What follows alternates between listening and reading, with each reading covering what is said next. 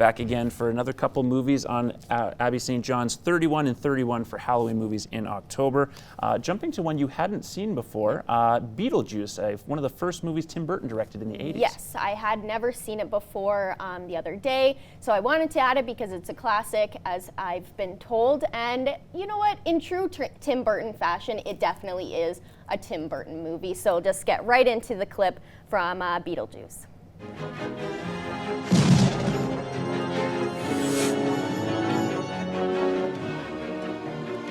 Beetlejuice. Beetlejuice. Beetlejuice. It's showtime.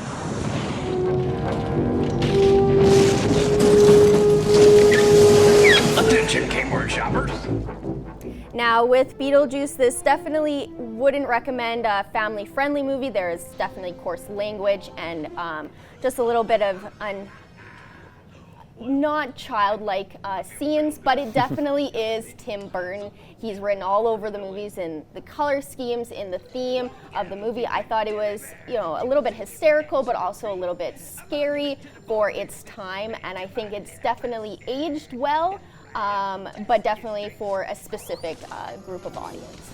And another movie that has aged very well, certainly in the minds of real big movie fans, is Stanley Kubrick's The Shining, though it's not one of Stephen King's favorite adaptations of his book. And it's not mine either, so we're just going to get right into a scene from The Shining.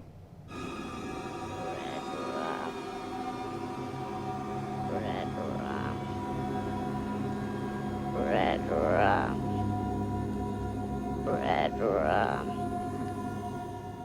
Now, this movie I had never seen before. It was super slow. I didn't get any suspensefulness that you're supposed to. This kind of movie is supposed to leave you unease. I did not feel any of that.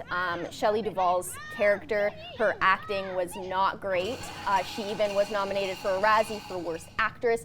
Stanley Kubrick was nominated for a Razzie for Worst Director. So labeling it a classic, I don't really see where people were coming from. I definitely didn't like it as much as I thought I was because it had been hyped up so much.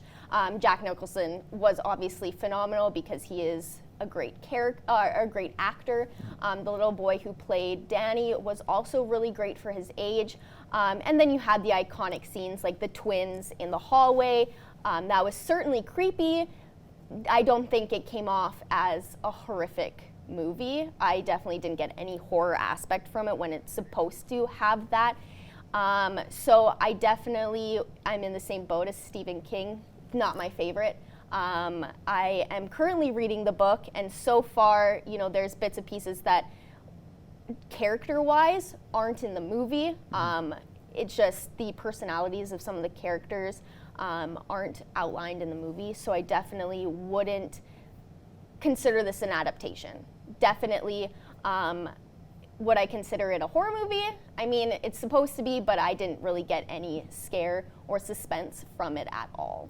Maybe a movie then that could benefit from a remake, as they remake many movies. Do you think that it could use that touch, or would it have to be closer to Stephen King's material? I think it may have to be a little bit closer, but he did try to make a TV film adaptation.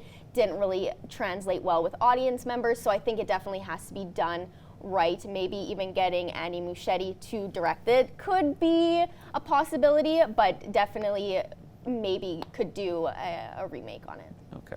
And definitely obviously would help from having a few more recent computer animated effects compared to what existed in the time. Thanks again from Abby. We'll have more movies next week.